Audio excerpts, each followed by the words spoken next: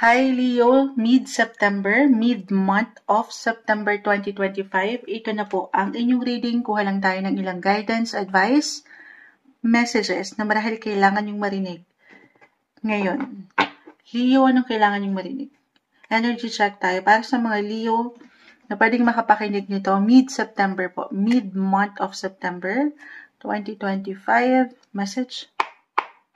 Kamusta kayo? Anong parating sa inyo? Anong ganap? Anong pwedeng aasahan nyo? Ngayong mid-September. Leo, may tumalo na. Ang dami nito. Sige, hindi natin pipigilan. Marahil kayo ang mga to kasi maraming maaring makapakinig. Just only take what resonate. Tayo pa rin po ay general reading. So, ito na. Kumpul na sila kasi ang deck of cards na ito ay madikit. Pero, sinashuffle natin ito before and after. Leo, this is the Four of Wands.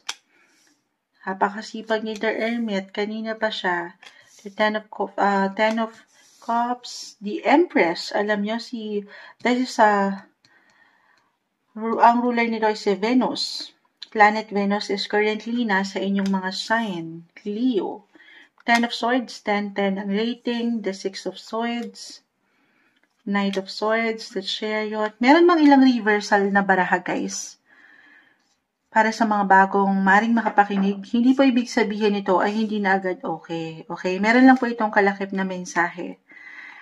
Tayo po ay live na live sa ating TikTok. Babalikan ko kayo maya-maya.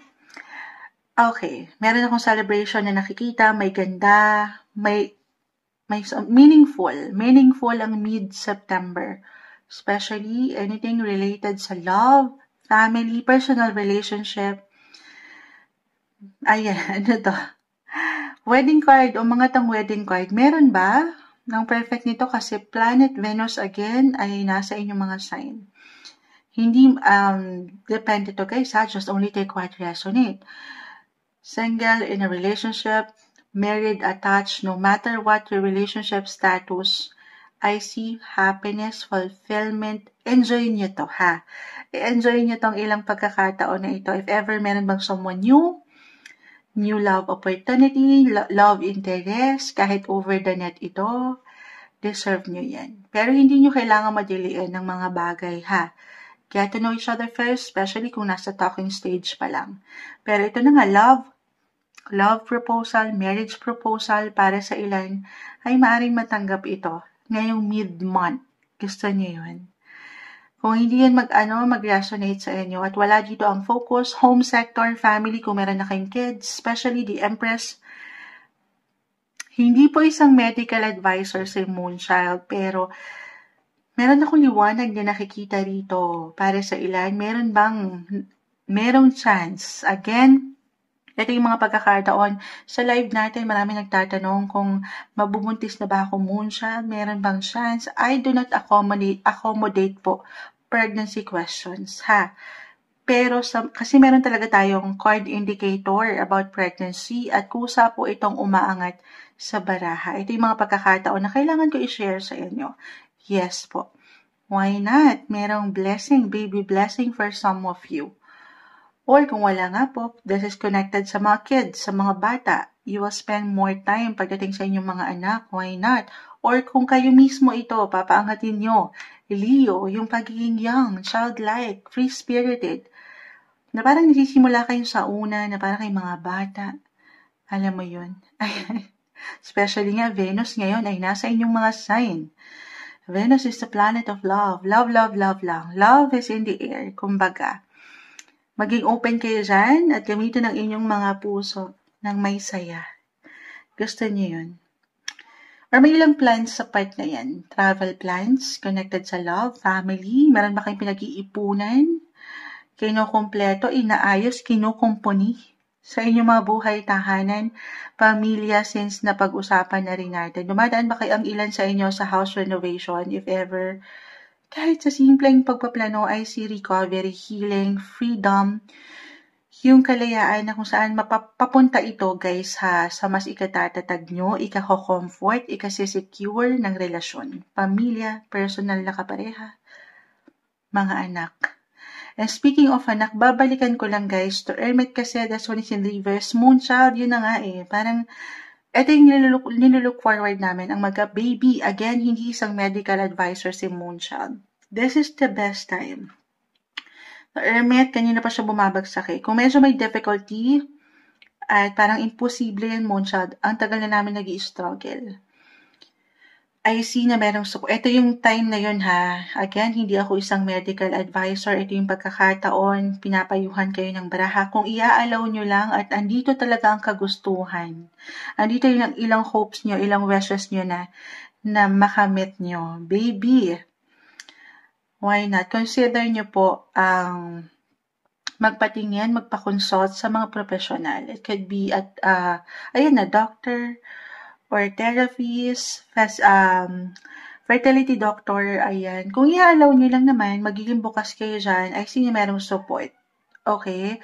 Iwas kayo sa ilang stress, ilang pangamba, ilang worry, at syempre naman, yan makatutulong sa inyo kung gusto nyo talagang makabuo. Again, hindi po isang medical advisor si Moonchild, pero I see happiness, may ilang happenings, may kasiyahan sa inyong mga paraan na deserve nyo, syempre naman. Okay? Other messages. Marahil nasa isipan ng ilan sa inyo ang kaperahan. Since andito pa rin tayo, Virgo season, nag-highlight ngayon ng inyong money sector or pagdating sa income nyo, kung paano kayo mag-spend, yung ilang bayarin, na very normal sa usaping ito. Meron kayong decision dito na buuin. Yes po, meron ba? Kung saan kayo maglalaan ng higit na enerhiya. Okay? Or merong ilang bayarin. Again, normal din yan, Moonchild. Kung hindi to sa medical advisor, legal advisor yung nakukuha natin, kung kailangan nyo talaga ng someone expert at medyo difficult yung situation or decision na kailangan harapin, consult someone na alam nyo makatutulong kahit sa simpleng pagpapayo. For some of you, ganun yung message na nakikita ko, guys. Merong suporta. Okay? No matter what, hindi kayo dito nag-iisa. Minsan, papaangatin lang din yung kagustuhan na meron kayong makamit. Kahit sa simpleng pagpapayo, ang mga bosses nyo, paangatin, magtanong, kumuha ng impormasyon para sa ilan. Okay, in regards, especially pagdating sa finances. Okay.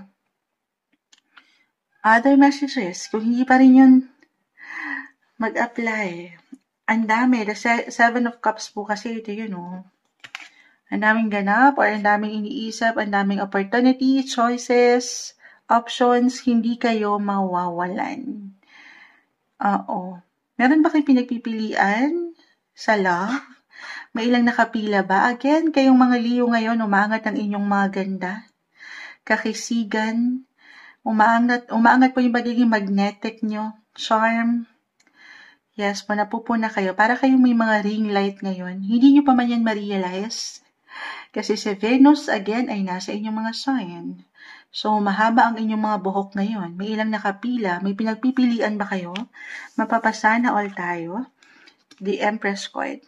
Merong na-impress. Could be connected sa love or work. Ang ganda. And it's for you. It's only for you to decide kung sino ang pipiliin mo or kung ano ang kagustuhan mo. Sino ba? Siyempre, yun yung iwan ko, piliin nyo. Una't huli, ang maging masaya. Deserve nyo yan.